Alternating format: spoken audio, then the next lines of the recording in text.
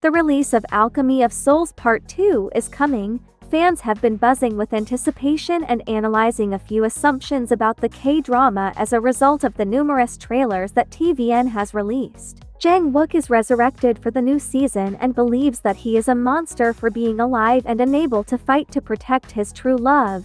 Naksu is now known as Cho Young in the meantime. Prior to its release on December 10th, TVN revealed a new highlight trailer for Alchemy of Souls Season 2 on December 6. The fantasy romance drama Alchemy of Souls is set in the fictitious country of Daeho, which does not exist historically or geographically.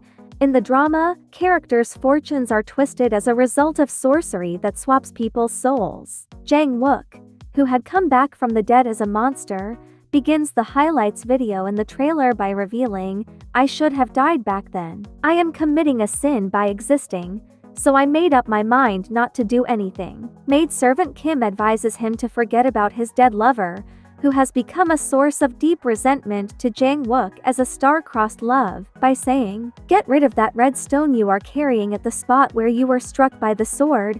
Why are you carrying that yen-young jade you shared with the deceased?" The scene of Jang Wook, who is carrying his dead lover's sword and using it to reap the souls in other people's bodies, saddens the viewers' hearts. Wook would risk his life for Young, but the fact that he's been mourning her death for the past 3 years and blaming himself for still being alive is truly heartbreaking. In the next scene, Jang Wook meets a woman with the face of Naksu who has lost her memories. Jang Wook says, "You are useful as long as you have that great spiritual power."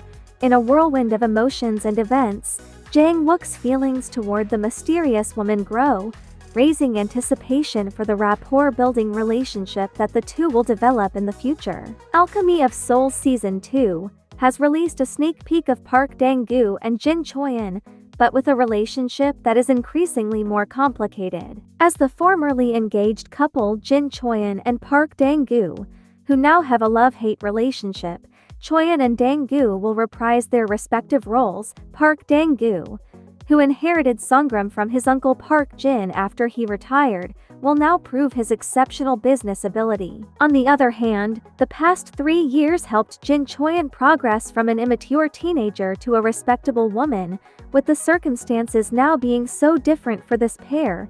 Their relationship is bound to become even more complicated. An important point to note is the relationship between Jin Choyan and Park Dang-gu, who captivated viewers at the end of the first season. Despite their family conflicts, Jin Choyan and Park Dang-gu still loved each other, so they were able to overcome their differences and get engaged. However, an unexpected incident occurs at their wedding ceremony when Mudok Jung So Min runs away, and the beginning of the couple is torn apart. In addition, Jin Choyan lost her father, Jin Woo-tak, to the runaway Mudok, creating a source of poison in her heart. Alchemy of Souls Part 2 has shared an emotional preview of the Season 2. Park Jin tells Jang Wook that he must take responsibility for the world as a person wielding heavenly power. But Wook says he doesn't care about the world. The world and life are meaningless to him without his lover Young. This scene must take place soon after Jang Wook's resurrection and after he finds out that Young is dead. Given the fact that Park Jin still has long hair, his eyes reflect the utter devastation of a man whose existence no longer has any purpose. The sadness and anger in Jang Wook's eyes, and the way he said those lines, we can understand that he really suffered after 3 years, thinking he had lost his entire world, the love of his life. He's so painful to the core. He has gained immense power with the Ice Stone and his fate as the King's Star, yet he has lost the person he was willing to give all of it for. Fate is truly cruel. You really have to lose something to gain something. But what he lost weighs far more than what he gained. Jang Wook is also narrating, "You said that the Ice Stone must be eliminated as the power is too much for humans to handle. The power is beyond my ability to control." When Park Jin asks Jang Wook, "Is it still that painful?" Jang Wook responds by tightening his grip on his blade. Jang Wook, after defying death, came back carrying an ice stone inside him, which feels heavy and burdensome because of its power. During his conversation with Park Jin, it seems like he's desperate to take out the ice stone in him, which is why he's asking about the priestess and if they have the power to take it out. Park Jin knows Jang Wook won't stop until he gets what he wants, just like opening his gate of energy, so he told him that he would die once it's removed from him. But Jang Wook is not bothered by that information. In the next scene, Jang Wook meets Jang, and she sees the ice stone inside him.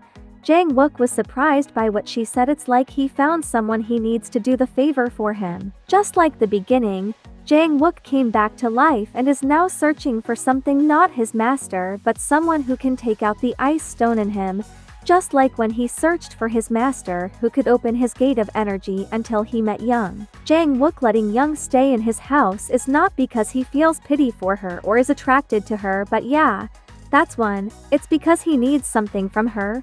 He needs her to take out the ice stone, and Jang staying with Wook is not because she wants to but because she's under the spell. However, during the process of benefiting from each other, they will discover the deeper and stronger connection they have. Jang Wook will be intrigued by Jang not because she's a priestess but because he can feel strange feelings toward her, and Jang will regain her memory because of the familiarity of the place and her being close to Wook plus the jade eggs. Once again, Jinmu will try to use Jang, but Jang Wook will not let that happen if he knows it was Jinmu who made Jang run wild. According to fans' theories, if this will happen, it's truly mind-blowing. Jang Wook has become heartless because he gave his heart to Jang, and she took it with her when she jumped from that cliff.